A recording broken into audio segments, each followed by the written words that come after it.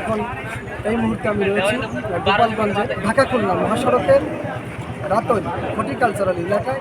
কিছুক্ষণ আগে এখানে সড়ক দুর্ঘটনা ঘটেছে।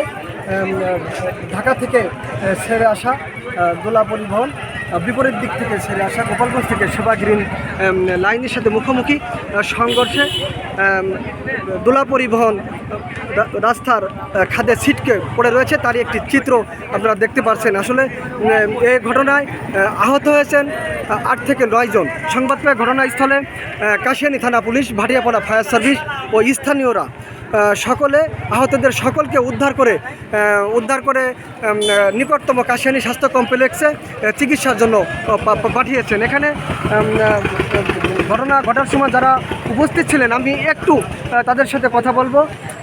ভাই, ঘটনা ঘটার সময় তো আপনি মনে হয় এখানে ছিলেন? আমি দোলা গাড়িতে ছিলেন। আসলে কিভাবে এই ঘটনাটা ঘটলো যদি আমি মুর্শিদপুর থেকে উঠেছিলাম, ভাটিয়াপাড়ার পরে এখানে আসার পরে আমি যখন সামনের দিকে দেখতেছিলাম, লাস্ট আমি ফোনে কথা বলতেছিলাম। ফোনে কথা বলার শেষ পর্যায়ে যখন গাড়িটা দেখলাম, সামনে দেখলাম একটা ভ্যান, আর এই পাশে শোভা গ্রিন লাইন গাড়িটা থেকে চাপ দিলে পরে গাড়িটা আর কি যে গতিছিল ওই গতিতে বাম দিকে ধরলে পরে আর উঠতে পারে সোজাসুজি নেমে গেছিলো লাস্ট স্টেজে গাড়ি। না, 12-13 জন যাত্রী ছিল, যাত্রী খুব বেশি ছিল না। ধন্যবাদ।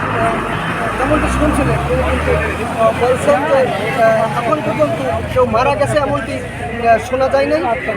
এই ছিল আমার কাছে গোপালগঞ্জের কাশিয়ানী থেকে সর্বশেষ রায়হান মুন্সি।